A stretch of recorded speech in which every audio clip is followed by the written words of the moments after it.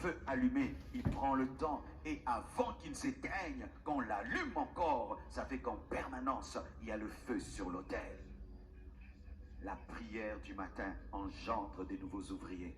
Oui, la prière du matin engendre des nouveaux ouvriers. La Bible dit que la moisson est grande, mais il y a peu d'ouvriers. Mais priez le maître de la moisson afin qu'il envoie des ouvriers dans la moisson. C'est la prière du matin qui permet, qui est la relève, qui est la relève, qui est la relève. Pourquoi? La Bible dit que le sacrificateur entretenait avec des nouveaux bois. Et le nouveau bois, c'est la relève. C'est pourquoi lorsqu'on prie le matin, il y a des nouveaux prédicateurs, il y a des nouveaux modérateurs, il y a des nouveaux apôtres, il y a des nouveaux pasteurs, il y a des nouvelles extensions, il y a des nouvelles extensions, il y a des missionnaires dans le monde entier. Et je t'assure, au dernier jour, tu seras récompensé par ta prière du matin, parce que Dieu va te montrer des églises qui ont été engendrées par tes prières du matin. Il va te révéler des pasteurs qui ont été engendrés par tes prières du matin. Ta prière est au-delà de ce que tu penses. Pendant que tu parles en d'autres langues le matin, tu es en train d'appeler un Chinois, il appelle un Indien, il appelle un musulman, il envoie prêcher la parole. Et il y a des églises qui naissent. Vous serez étonnés par la dimension de la récompense que vous recevrez au ciel. C'est pourquoi ne te fatigue pas de prier le matin et le matin et le matin, parce que tu permets à ce qu'il y ait des nouveaux bois. Alléluia! Alléluia! Mes frères et sœurs, j'aimerais vous dire que vous envoyez des hommes sans savoir. Un homme qui prie le matin suscite des appels. Un homme qui prie le matin ouvre des églises. Un homme qui prie le matin envoie des missionnaires. Un homme qui prie le matin redonne la force à ceux qui sont fatigués. Un homme qui prie le matin permet à ce que le feu soit toujours allumé.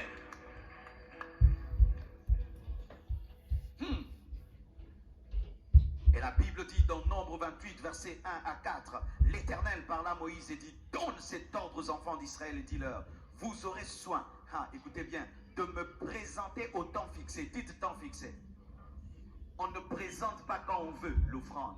On ne présente pas quand on veut l'holocauste. Au temps fixé. Il y a un temps fixé. Mon offrande, l'aliment de mes sacrifices consumés par le feu. Il s'agit de l'holocauste.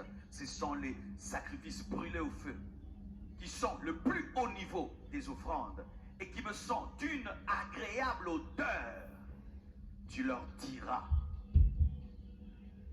voici le sacrifice consumé par le feu que vous offrirez à l'Éternel chaque jour. Dites chaque jour.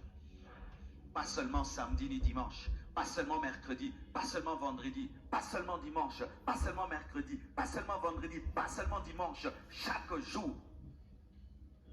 Même si, mon frère, nous n'avons pas culte, tu dois avoir ton culte. Si vous ne priez que mercredi, vendredi et dimanche, vous êtes dans la désobéissance. Et si vous commencez à prier que lorsque vous venez au culte, mercredi à 17h, vendredi à 17h, dimanche à 7h ou 9h, 10h, vous êtes dans la désobéissance. Car dans l'Ancien Testament, au temps où Christ n'était pas mort, au temps où il n'y avait pas encore l'Esprit, il devait le faire chaque jour.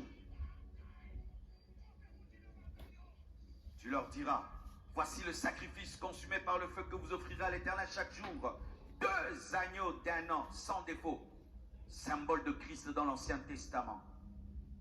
Sans défaut, comme holocauste perpétuel. Nous prierons chaque matin jusqu'à la mort. Nous prierons chaque matin jusqu'à l'enlèvement. L'enlèvement, si ça vient le matin, ça te trouve Rekanda Gabaya Kababa.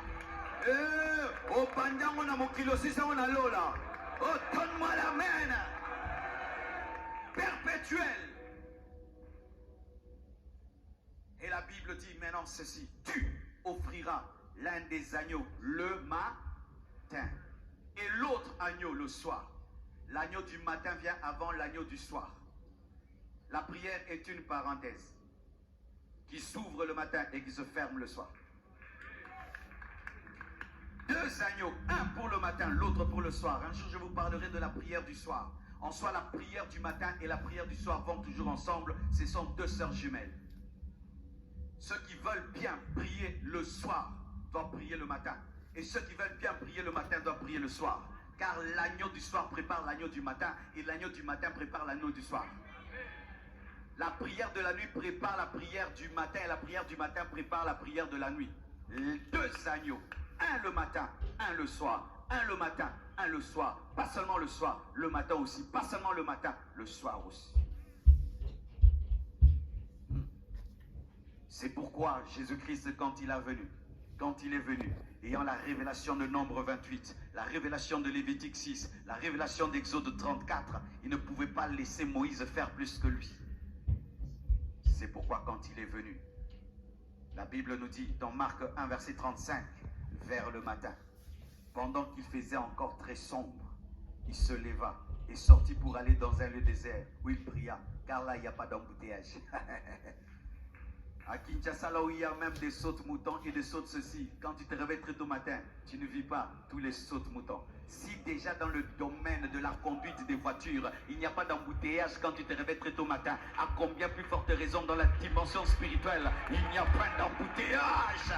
Il n'y a pas de WhatsApp, des SMS, des gens qui t'appellent, qui te cherchent parce que toute la maison dort, tout le monde est couché, il n'y a pas d'embouteillage et tu sens vraiment le ciel qui est dégagé. Pendant que Pierre dort, lui se lève. Parce que Pierre parle trop, il va te distraire dans la prière. Pendant que Jean dort, il prie. Pourquoi? Parce que Jean aime trop l'affection. Il va venir dormir sur ta poitrine.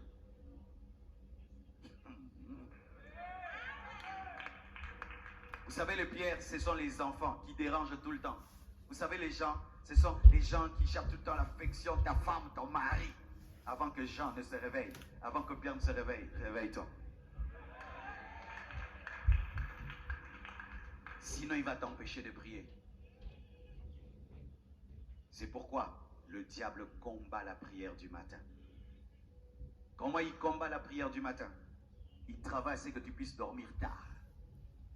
Les gens qui dorment tard ne savent pas prier tôt. Satan combat la prière du matin, pas le matin. Si vous ne savez pas, il la combat la nuit. Que tu dormes en colère. Quand tu dors en colère, est-ce que tu sais prier le matin? Quand tu dors dans le péché, tu sais prier le matin? Il te fait pécher la nuit. Il fait que tu te chamailles avec ta femme la nuit, que tu te chamailles avec ton mari la nuit, que tu puisses insulter tes enfants la nuit.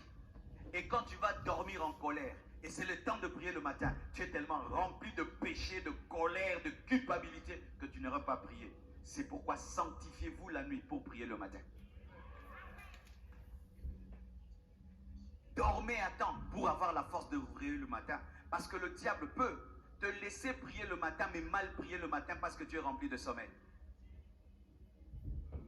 Dag dit ceci, il reconnaît la vie de prière d'un homme par sa manière de dormir. Les hommes qui ont des rendez-vous le matin se couchent tôt. Mais les hommes qui n'ont aucun rendez-vous le matin se couchent tard. Vrai ou faux? N'est-ce pas que si tu travailles dans une entreprise où on ouvre les portes à 5 heures, tu vas dormir tôt ou pas? Tu vas dormir tôt. Si tu as un avion à prendre à 4 heures du matin, tu vas dormir à quelle heure? La prière du matin, c'est l'avion des avions.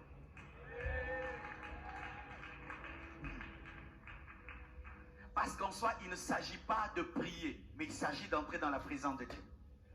Car Satan peut faire que tu puisses entrer dans la présence de Dieu sans entrer dans la présence de Dieu lorsque tu es rempli de sommeil et de fatigue. C'est pourquoi dormez tôt. Et que chacun puisse étudier son corps. Certains, s'ils dorment 4 heures du temps, ils peuvent se renouveler. D'autres 5 heures, 6 heures. Mais si toi, pour te renouveler ces 8 heures, tu dois apprendre à dormir très tôt pour prier très bien. Sinon, ta prière du matin sera une prière remplie de faiblesse.